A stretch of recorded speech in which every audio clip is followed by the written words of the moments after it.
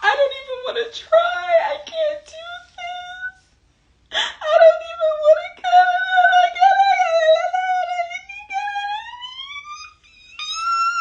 What are you crying for? Ooh, get into it. Hey, y'all. Welcome back to my channel. I said, hey. Hey. Welcome back to my channel. Hey, girl. Hey, y'all. I'm Jazmyn W. Welcome back to my YouTube channel. Thank you so much for watching. Yes. We have some new subscribers, so I'm really excited for y'all to be here and laugh with me. Y'all know I like to jump right into it, but first, I must let you know that I do have a website, comedianjazmynw.com, because I was on a tour this summer, and I have some merch left, okay? So there's some Don't Text Me, Text the Baby merch and a few totes left as well. And you know, you want to get it for your favorite baby mama or baby father, because you don't want them to text you, you want them to text the baby. It's self-explanatory. But anyway, that being said, click the link below to support me and purchase a baby tee. And let's get into Married at First Sight, okay? On my channel, we always start with the most boring couple. Yeah, I'm going to have a little bit of an English accent every now and then these days because I have been kissing a man from who's British, from London. Yeah. Girl, why are you telling people this? Yeah, be quiet. Okay, let's start with the most boring couple, Madison and Allan, okay? Jeez Louise. All right. Madison is the cute white girl. Allan is the very regular, degular, schmegular boy from Luxembourg. I can't even think of no place in the UK. That started with a B. Anyway, you know what? I talk about this every season. I'm not going to be saying the same thing over and over and over in life because my mouth gets dry, okay? Very dry. Once I tell you the same thing 3 times, I'm done talking about it. But the way people are so delusional about marriage, like Madison is telling her husband that she doesn't even know on their honeymoon that she wants him to be intentional. With what? About what? Y'all don't know each other. Like, with being intentional. I say, here you go. Y'all be complaining. And I hate to, I really just try to give a reality of what marriage looks like. And even though I'm going through a divorce, I had a happy marriage for a very long time. And the reality is you gotta stop complaining. The person is not going to be perfect. And they're damn sure not going to be perfect on the honeymoon when y'all just met. Right. That is not how marriage works. You have to, everybody who's married, I don't care if you in a monogamous relationship, if you in a polyamorous relationship, or if you in a throuple, a frupple, or a quadruple, I don't care. Sometimes you got to shut up. Or a sextuple. Everybody got to be quiet. You can't complain about everything. This girl's complaining about stuff that ain't even happened yet. I just want you to be, whenever you do plan something for me one day, I just want it to be like intentional. I'm just noticing that you ain't noticing nothing. You've known the man for 4 days. Like, get a grip. But the one thing I will say is he asked her when they were on the boat how, like, what she thought about his outfit. And he had on some green sunglasses, like a kooky shirt, and his shorts had like ducks on them or something. He had on like a little kooky outfit. And he was like, so what do you think about this outfit? Would you be embarrassed with me in public if I had on this outfit? And she was like, yeah, I would. And I'm not going to say too much, but in the past, I dated somebody who was a little bit quirky. I date a lot of nerds. Like, I like nerds. When you date somebody who's nerdy and quirky like that, they're going to show up in something that you're going to be like, what's that? What is that? What is that? What you got on? What is that? What are those? You're going to say that a few times if you dating a nerd. Like, he's not like a jock. Like, you're going to have to accept the fact that sometimes your nerdy guy is going to show up in some things and you're going to be like, what? But the thing about guys like this is they listen. If you say, hey, like, you know, not those glasses. Like, I've had to tell a boyfriend one time, not those glasses. Not those. He was like, what do you think about my outfit? And the whole outfit was honestly a little bit kooky, but I was like, everything but the glasses. Like, take off the heart-shaped sunglasses. Like, what are we doing? And y'all don't know how to do that. They listen. You know, they listen. So he did appreciate her honesty, and he was like, I never want to embarrass you out in public, like, you know, and he asked for her opinion. So I don't know. I don't think Madison is going to end up liking Allan. Like I said, go watch the last review. I did a whole breakdown about how I just think that she was excited in the moment, and he was tall, right? When you see a man over 6 feet, honey, we'd be like, ah! But then she woke up the next day and was like, wait, he ugly. It was like the lights came on at the club. In the bar. She don't like that man. And it's sad because Allan, he does seem like a really nice guy, but his personality is a little bit dry, but he seems nice, you know? But anyway, let's move on to the next couple. Let's move on to Camille and Thomas. Camille and Thomas. Whew. Take a deep breath. Y'all know talking about black people exhausts me. Girl, no it don't. Talking about black people really get me tired, honey, because I be going in on y'all. Let me just say this. Camille said that while they're on the honeymoon right now, she is okay with her man Thomas taking a back seat, and she's sort of whatever. But she said when they get back home, she likes a man who takes lead. Damn it. I get tired of y'all. Y'all, the Christian, the traditional Christian values, the patriarchy, and white supremacy really has y'all in a chokehold. Really has y'all in a chokehold. Generation after generation after generation of black women saying that they want a man that leads. I'm sorry, y'all are in a chokehold. Because if you look at typical matriarchal families, that's why they're called matriarchal. Like, most black people have matriarchal families where the women run stuff. This is all that I've seen. Like, my grandpa, he handed money over. My grandmama made sure everything was good. My dad, my parents been together 40 years. My grandparents been together 40 years. My dad hands my mother the things. My mother does the things. What is leading about that? My daddy don't even know how to pay a bill. Yeah. My dad doesn't know how to get on the internet and pay nothing. Right? So just because a man goes out and works and provides income doesn't mean that he knows how to pay bills and he's leading anything, to be honest. A true relationship, I talk about this all the time, a good relationship is your co-founders, right? Your husband may be the CEO because he making, decisions, but he never makes a decision without consulting you. What do you want this man to do? Like, you want him to do what? To lead. Like, you want him to be more aggressive. We hear that term all the time. I just have a problem with it. Like, there's nothing wrong with having a guy there's nothing wrong with wanting romance, which that might be what she's talking about. She might be talking about physically. But I don't know. I'm a dom. I don't know. I don't relate to y'all. I don't know. Let me be quiet. Anyway. Talk about something else. Anyway, I said, please let this go. Let it go. I'm sorry. Y'all want a man to lead so bad, but they're not that good at it. Anyway, Thomas said that he likes his wife, and he said, what did he say? What did I write down? Oh, he said he wanted to have nice dinners with his wife. He wants to really spend quality time with his wife. He asked Camille, how often would you like to go out to dinner? And she's like, oh, about once a week.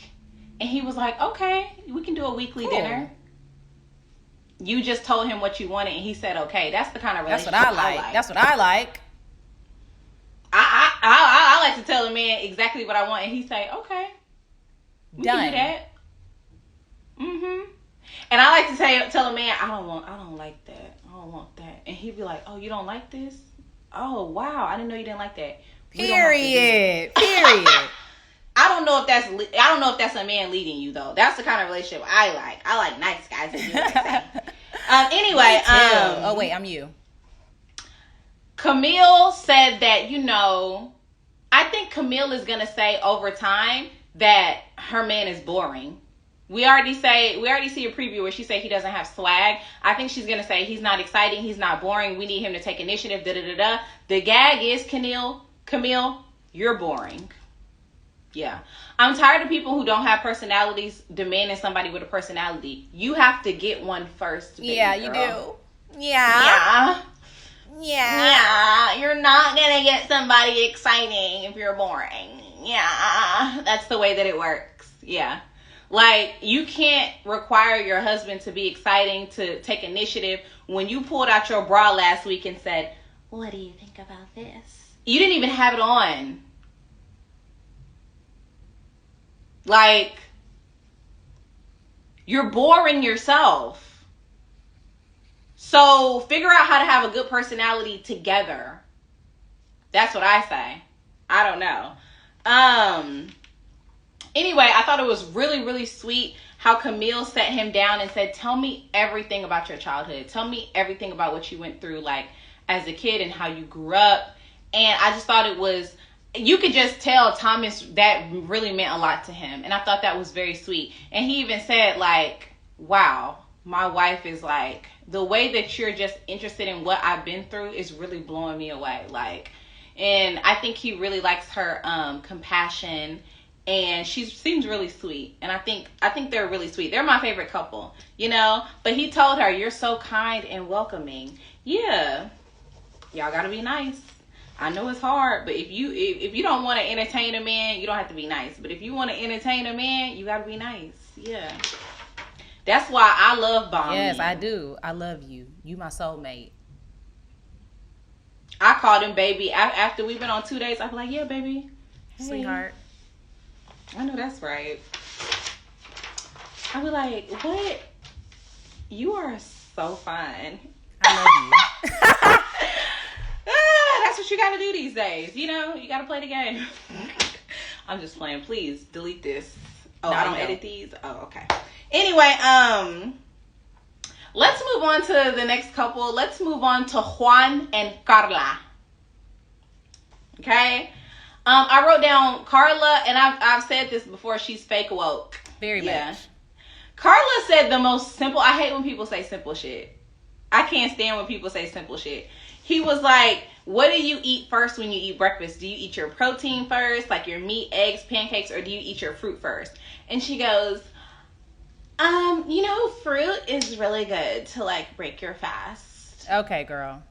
Yeah, I always eat fruit. It's healthy. It provides nutrients for the body.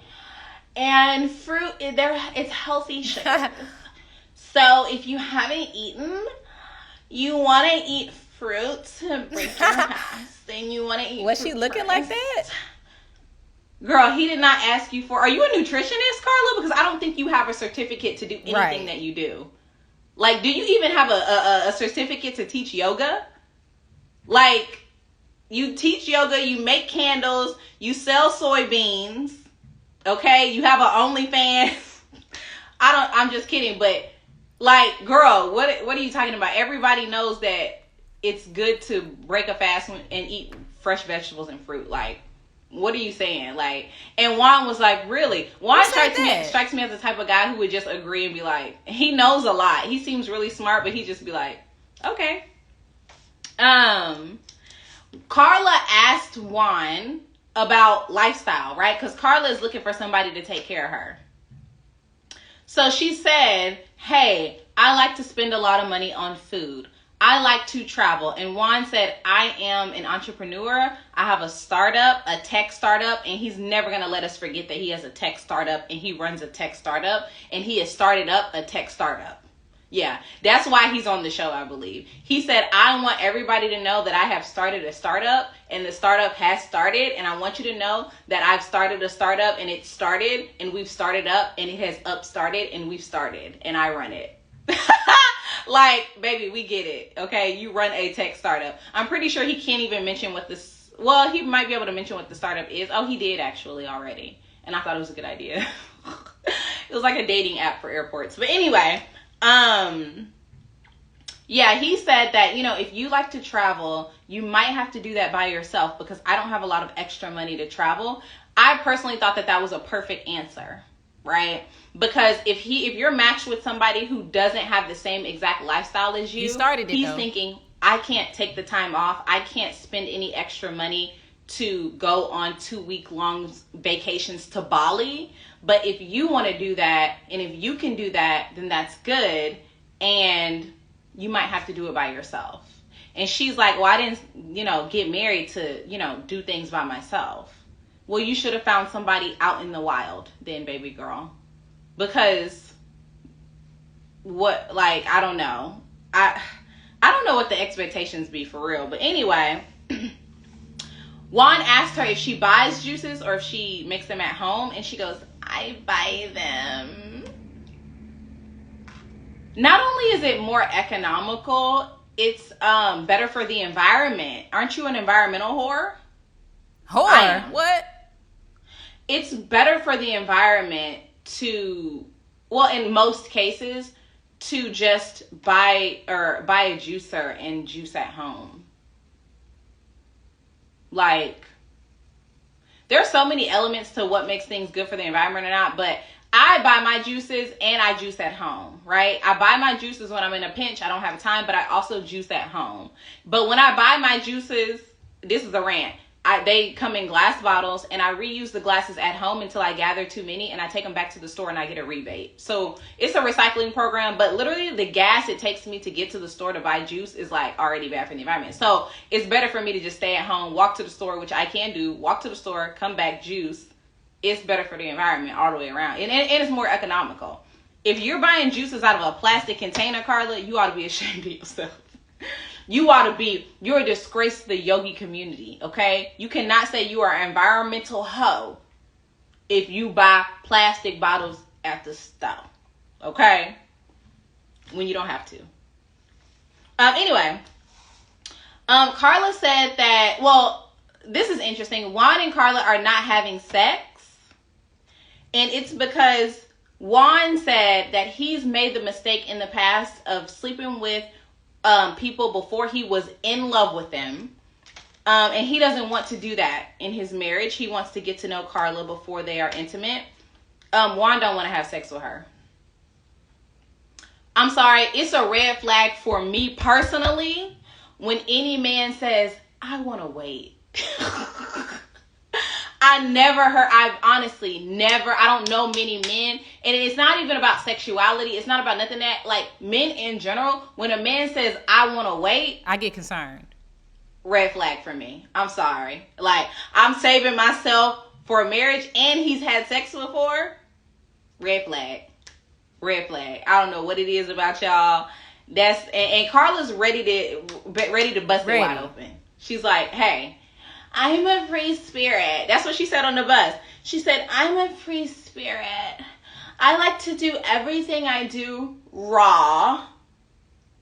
I like everything I do raw. I like my veggies raw. I like everything raw. I don't like any wrappers at all whenever I do things. I don't put my veggies in plastic. I don't put my veggies in a condom, right? I put them right in the basket.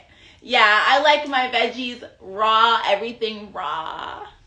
I like my veggies hard and wet. Well, damn.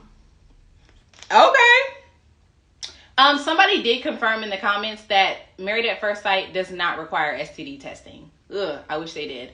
Anyway. Yeah, what else? The last thing I'll say is the scene in the bus with all the couples. There were too many bleeps. I could not understand what was happening in that scene. Everybody was cussing.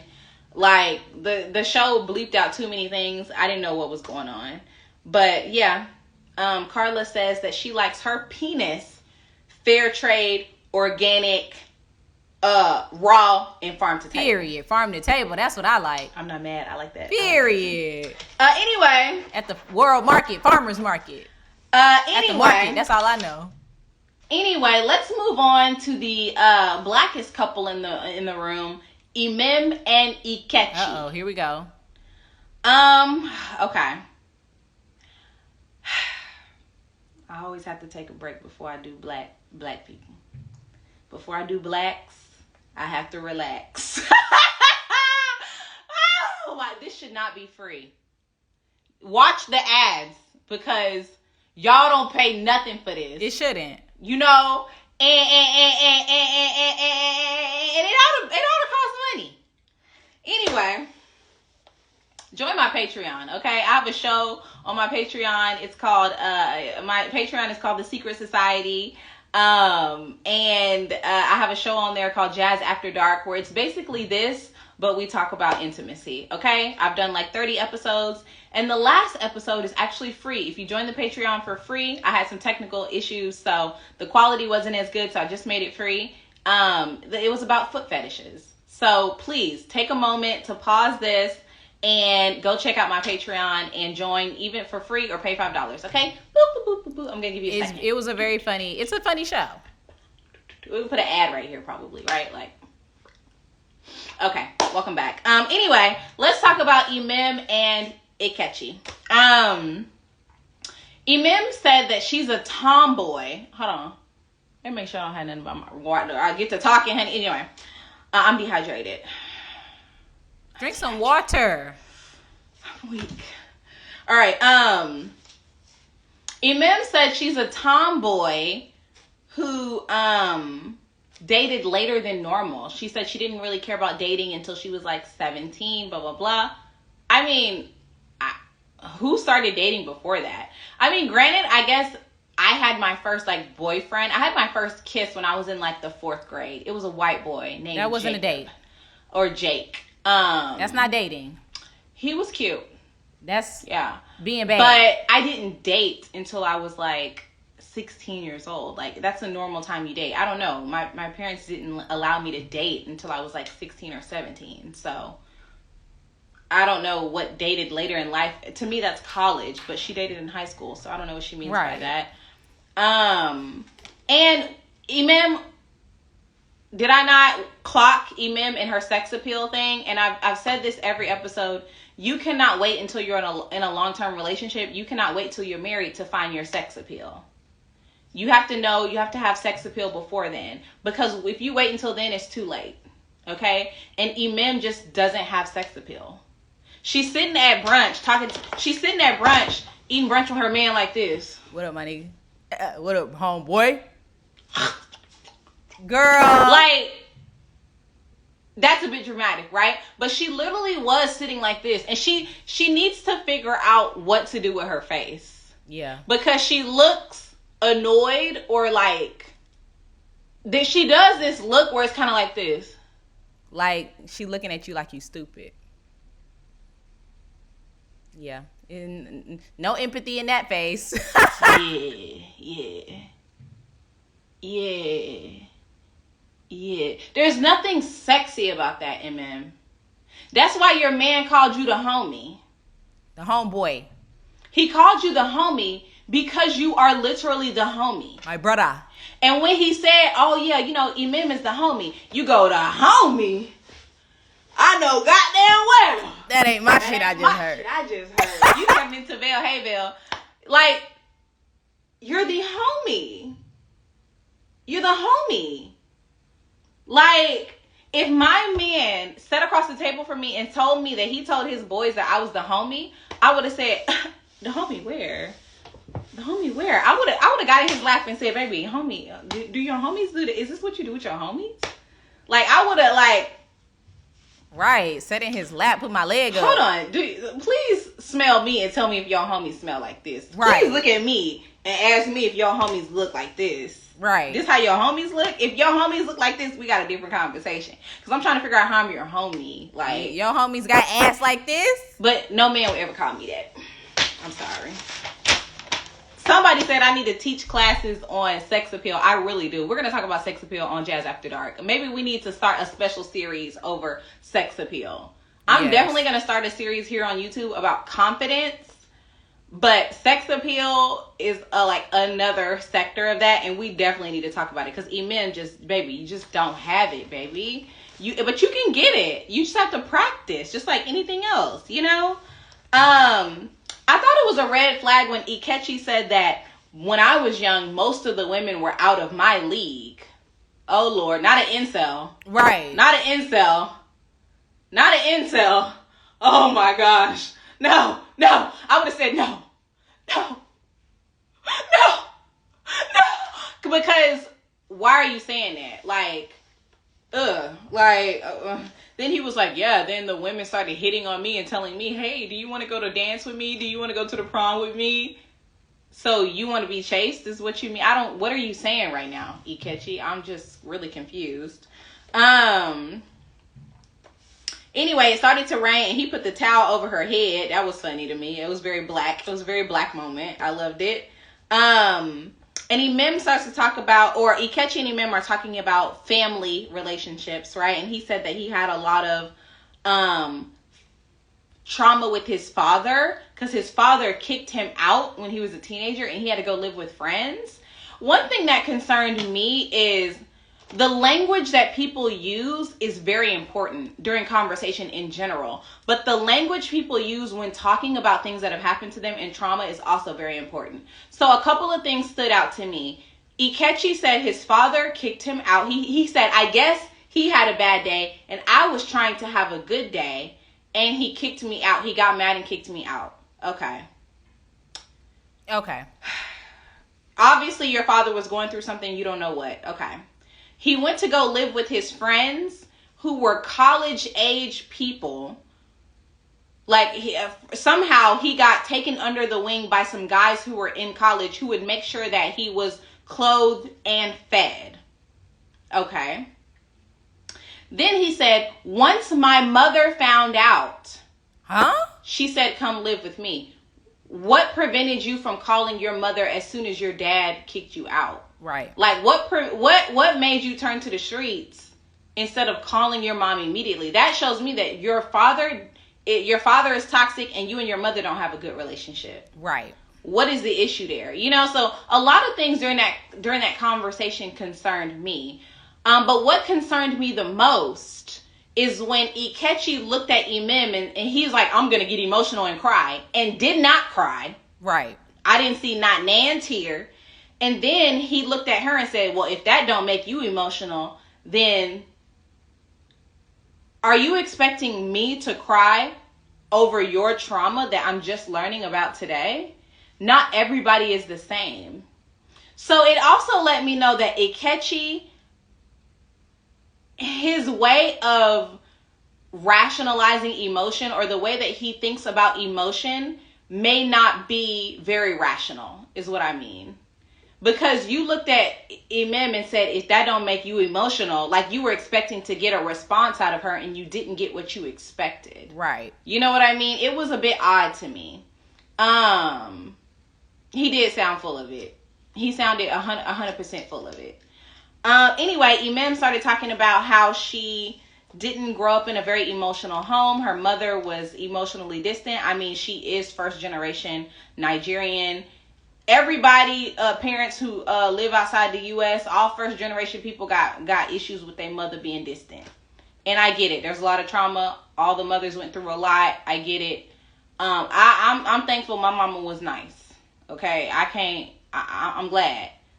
Okay, my mama was real nice, sweet. She cooked me whatever I want to do. She loved me. Okay. A lot of y'all, from Nigerian people to Eastern people, Middle Eastern people to, well, not so much, but my Asian friends, they talk about Asian trauma with their mama and stuff like that, tiger moms and stuff like that. I'd be like, y'all gotta go to therapy. Got to. Yeah, y'all do. Anyway, I wrote down Emim. I think she was interested in what Echi was saying, but she didn't look interested. And it's her face. Like, she looking like this. Hurting, in pain. And I wasn't expecting her to cry, but she just didn't look interested, right? Anyway, she need to go to therapy because she cried and said, my mom told me she loved me for the first time this morning. For the first time, your mama said she loved you? Please go talk to somebody. Today? You got to. You 35 years old and your mama just telling you she love you today? You got to get some help. You got to. You do. Because that's not normal. And you're having an extremely emotional response about it because your needs haven't been met. Damn. Anyway, the guys sat around remember we the next couple that we're gonna get to, which is a nice transition. David and his wife Michelle. David got all the guys together because his wife don't want to be around him. She don't want nothing to do with him. She hate his guts. Hate him. Can't stand him. He said, let's get the guys together and have some drinks. Because I need a drink at this point. And he said, guys, which I thought it was really nice of David. David, I don't like him. Let's not get it twisted. I don't like him. But I do feel sorry for him. Badly. So he got the guys together. And said, guys, I need advice. Me and my new wife are not getting along. What can I do? The first thing my mom said is, why are you asking them? They just got married 4 days ago, too. They don't know nothing. Right? But Echi is the type of person who don't know anything, but will talk anyway. Still say something. I can't stand that type of person. I can't stand somebody who don't know nothing, but got something to say. Oh. Because if I don't know anything, I'll say, excuse me, everybody. I am not educated on this. I don't know. I'm going to bow out. But Echi is the type of person who don't know and going to say what he don't know. Because Echi said, my number one advice. Okay, I'm listening. My number one advice that I can give you is no expectations. And what else? With what? That's your number one advice? Like, if the world about to end right now, that's your advice that you would give me. No expectations. That's what you got for me in the bank. That's what you got loaded right there. No expectations. That was it. I need a refund. That was trash. Dookie. That was some of the worst advice I've ever seen on this show. No expectations. There wasn't even a full sentence. It wasn't even a complete thought. No expectations. What? Oh my God. Anyway, then Echi told us, Imim told us when she was with the girls doing yoga that her and her man don't make out. We don't kiss. We don't make out. What? Why? I'm glad we do have attraction, but we're not at the point to where we make out yet. Why? Why don't y'all make out with... Do y'all make out with people on the first date? Let me know. One thing about me is I'm ready to kiss. Ready? Yeah. Make out. Yeah. One thing about me, I'm ready to kiss. Lock lips, baby. Do you want to kiss? Come here. Because I'm here on a date with you because I want to kiss. I don't care about the lobster. I don't care about the pasta. I want to kiss. Yeah. That's why I'm here. I need it. Yeah. Yeah. It fills me That's up. why I'm here. Like, and you've been with this man for 4 days and y'all married, legally married, and you haven't kissed this man? Why? And you said we don't make out. That's not what we do. Why? Y'all so attracted to each other. Why haven't y'all made out? Ooh, there it is. Whoop, there. That's because he don't like you. Whoop, there. He don't like you. Whoop, there it is. He don't like you. Whoop, there. That's why. Whoop, because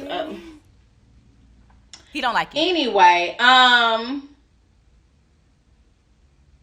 my mama said Imim moves like an old lady.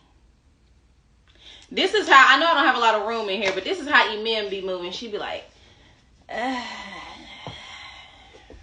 all right, baby. How was your day, baby? Even before they got married, Imim was like, show me how you like it. Show me how you want it. Baby, are you Imim or are you Medea? Girl. Because why are you talking like that? Poor thing. She's gorgeous. She's drop dead gorgeous. She's so beautiful. She has the most gorgeous smile I've ever seen. Really? Truly. Pretty brown skin. Beautiful girl. But it's just beautiful gowns. Beautiful gowns. Because why are you moving like that? And finally, let's move on to the very last couple. David and Michelle. I'm sick and tired of that loose route. I have 2 pages of notes on this. That was a little 2 Aaliyah. pages. And let me show y'all. This is Imim and Echi. They're just this. So let's get into it. I'm gonna try. I'm gonna try not to go off. Good luck. I'm gonna try to. Good luck. Okay. The first thing I want to say is David loves his hair. I talked about this last episode. Go watch the last episode. David loves his hair because it is long and curly. And go watch the last episode. I talk more about that. And it is his hair is the only thing between him and his blackness. Anyway, I wrote down, I want a man to touch me the way David touches his hair. Yeah. Frequently. Anyway, David and Madison were in the gym. And I felt like David and Madison should have been hooked up. Because they would have probably had some good chemistry and they both work out and stuff like that. Yeah, I felt like they should have been hooked up. They had better chemistry. And Madison has sense. But David told Madison that because he hasn't had many conversations with Michelle, that Michelle doesn't even know that he has his ex. Oh, Lord. His ex's name tattooed on his chest. Why? My dad texted me and said, why the hell would you come on the show with another woman's name tatted on your chest? And that's exactly what the hell I'm wondering. And why would you point it out? Like, honestly, he has so many tattoos that she may not have even noticed that for a really long time. But the reality is you should have worked on getting that removed and faded before you even came on this damn show. That's ridiculous. Exactly. Like, it's one thing to meet somebody out and they have their ex's name tattooed on them and it's like they haven't gotten around to covering up or getting it removed. But when you intentionally sign up for a show like this, once you started the process, you should have started getting that removed. Also, David, you live at home with your parents. You have the extra money to go to the tattoo removal and get that shit done. It wasn't a budget thing. It wasn't nothing, but it was a conversation starter for you. And that's why I don't like David. And we're going to get into more reasons why I don't like David. And while I do feel sorry for him, I don't feel that sorry for him. And the main reason I don't feel sorry for him, y'all, is because he requested a blonde-haired, blue-eyed woman. So you got exactly what you requested. And now she don't like you. Ooh. I said, I wonder if he will ever date a blonde-haired, blue-eyed woman ever again. And then I thought, who am I kidding? Of course he will. Duh. Why not? Anyway, it's been 4 days. And Michelle is still talking about how they match up, how she doesn't think they're a match, how she doesn't think they're going to work, how they're not a match. Honey, you haven't tried to get to know him. You honestly do not know if David is a match for you because you are repulsed by his mere existence. You're not going to get to know him. You're not open to getting to know him. Like, you should just leave the show at this point. But she probably won't because she wants the money to be on the show. Or she doesn't want to be a bad person. Like the girl we saw a few seasons ago. I'm not a bad person. I'm a good person. Yeah, it's coming. We talk about white women's tears all the time, right? But it is once again reflected in this season of Married at First Sight. We have a white woman here who requested a light-skinned black man, according to y'all. I didn't see that part. Maybe it was on the, episodes beforehand. But apparently she requested a light-skinned black man, right? She wanted a prop. But I'm really curious, have you ever dated a black man before? Have you literally ever dated a black man before? Man of color? Like, have you ever dated a person of color before? Because the fact that he lived at home with his mama is not that big of a deal, to be honest. Like, he Puerto Rican. For most people of color in their community. They have a close-knit community in their family. And he said he's lived on his own. He makes good money. He pays rent. He has his own entrance. He lives in the basement. It's a community thing. Like, many people of color have tight-knit community relationships. And they don't leave their familial houses until they get married. Many people of color. We talked about this last episode. So, have you ever dated a black man before, Michelle? I don't think you have. I think you just like the way Steph Curry looked or something like that. And you thought that would be nice to have. And that was in your request. And now you got a light-skinned black man, a Puerto Rican man who comes from a family that's very tight-knit. And you don't like him because he lives at home. And his mom does stuff. You're not interested in getting to know him. In fact, he asked you in this episode, are you even attracted to me? Nope. And she said, I mean, the man don't look bad. He's good looking. Sure, he has a high ponytail to the front, and that is ugly. Very ugly. But if you look past the ponytail, he's an attractive guy. So if you don't like him, who do you like? What kind of light-skinned black man do you want? If that's what you requested and you don't like David, what do you like then? Because he goes to the gym. He's tatted up. Okay, he has a beard. He has handsome features. And he got a curly ponytail that he's going to shake in your face during intimacy. And it's going to get wet. It's going to get droplets all over your face and your neck. And it's going to be annoying as hell. But he has all those things. Hold on. He's damn near like a cartoon prince at this point. So what do you like, Michelle? You don't like black men. Okay? This was just a fun little experiment for you at this point. And I'm getting mad. Okay? I wrote down Michelle is not likable. I even put on threads that, in my opinion, based on the knowledge that I have, Michelle is a loser. Well, she definitely lost this season. So, correct. Sorry. Anyway, Michelle phoned a friend, and her friend gave her really good advice. She was like, stop being negative. Let's try to focus on some positive things. And have you actually given this man a chance? You haven't. So why just forget about the fact that he lives at home and actually get an opportunity to get to know him? So you can see if you like his personality. And she goes, she turned into Lucy every time somebody suggests that maybe you are a very, like, judgmental person. Anyway, when David told her about the tattoo, she didn't care. You know why she don't care? Because she don't care about nothing about this man. She was like, that's in the past. Like, so? Yeah, you don't like him. That's why. Like, but the one thing I will say, David's tattoo sounded like toxic behavior. That's why I say it's very important to listen to the language people use. Because she said, why did you get the tattoo in the first place? Why would you get your partner's name tattooed on you? And he said, because I wanted to prove my love. And he said he told the girl on the phone, I will do it within the next 3 hours. And she was like, no, you won't. And he ran and got it done. It sounds like David cheated, and he was trying not to lose the person he was with, so he went and got her name tattooed and was like, I'll never cheat again. Exactly. That's what it sounded like to me. Exactly. It sounded like a very last minute rush decision that was toxic. Because ain't no other reason a man gonna run within the next 3 hours and get his name or get your name tattooed on him. He cheated. And that was a makeup tattoo. Child, but that's just my observation. Anyway, David once again has his hands behind his head back like this, talking like he just the most relaxed. This is the most relaxed nigga I ever seen in my life. He puts his hands behind his head more than Meg Thee Stallion. Okay. Like, and Meg Thee Stallion be twerking. Like, I never seen, he put his hand behind his head more than a stripper in Atlanta, honey. Period. Like, what's going on, David?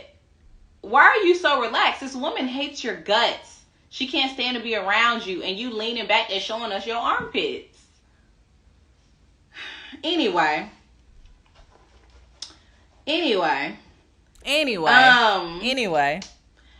Michelle came up with more excuses in this episode. Like, I'm trying to say something funny. Michelle had more excuses, like, I don't even know. It's not, I can't. I'm dry. It's actually so annoying to me that I'm dry. I'm sorry, I'm dry. But listen, my inner me will say something funny for me. But no, I'm not. Michelle said, I don't know him enough to open up. Yeah, so get to know him. Michelle told David that he's in a fantasy land. I'm tired of talking about this. He's in a fantasy land about what, Michelle? He's literally just trying to get to know you. He's not in a fantasy land about the relationship. He's just trying to hang out with you. It's your honeymoon. He's just trying to make the best of it. He's simply just asking you if you want to hang out. That's not in a fantasy land, Michelle.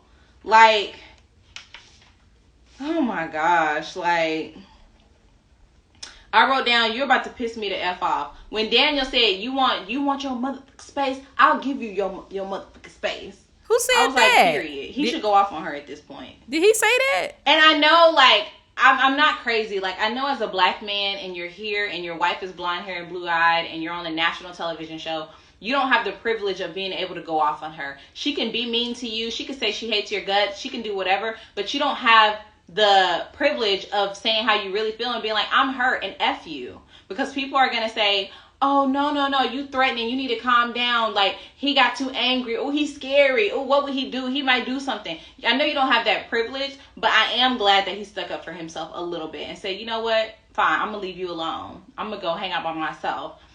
But even after that, he was still inviting her to do things. Hey, I'm about to go to the beach. If you want to come, I'm about to be at the pool. If you want to come, come. You know? Yeah. I said, David is actually being really nice. Like, I feel bad for him at this point. And I personally think that the way Michelle is treating him at this point, it's a microaggression. Yeah. It's a microaggression. It's like, honestly, it's giving me PTSD of, like, being at work with a white woman who you're just being nice to. You're doing your job. You're not doing anything wrong. And she's like, you're talking at me. David is like, what am I saying to talk at you? Look at how you talk to me. Baby, he's not talking to you any kind of way. You set up and said you weren't attracted to this man. You don't want him around. You don't like him. You told him he was basically a bum who lived at home and asked him when is he going to let his parents stop providing everything for him. And you basically shitted on this man for 4 days. From the moment you met him to now. And now you're saying that he's talking at you when he's just trying to come to a place to where you guys can just be friendly. It's giving very much microaggression to me. And if I was David, I would flip the script and say, you know what? She's putting me in danger now at this point. Exactly. Because she's just like honestly disrespecting me so much. I feel like she's setting me up to fail and putting me in danger. My reputation is in danger. Everything's in danger. I would have flipped the script. But David probably don't know how to do that because, you know, I ain't even heard him say he black. So anyway, after he left her alone for who knows how long, who knows on this show, he said, I hope I gave you enough space. And she said, yeah, it was nice. I would have gave her this.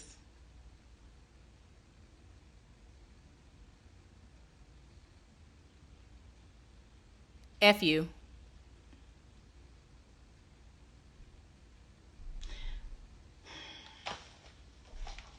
And then she started crying. I don't even want to try. I can't do this. I can't. I don't even want to come.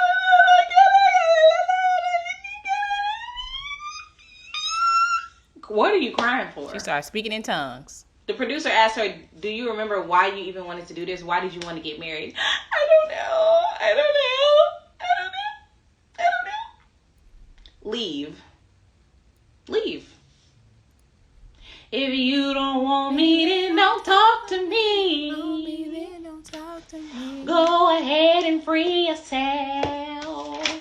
If you don't want me, then don't talk to me. Go ahead and someone else. And this is Imam. If you don't want me, then don't talk to me. Period. Like, why are you on the show, baby? Woo, my blood pressure is up. Y'all, I gotta go drink some water. Let me know what you think about this review. Let me know what you think about this last night's episode. Let me know what you think. Comment below. And if you still here and you haven't subscribed to this damn channel, baby, what are we doing? And why are we doing it? Why? Have a good night.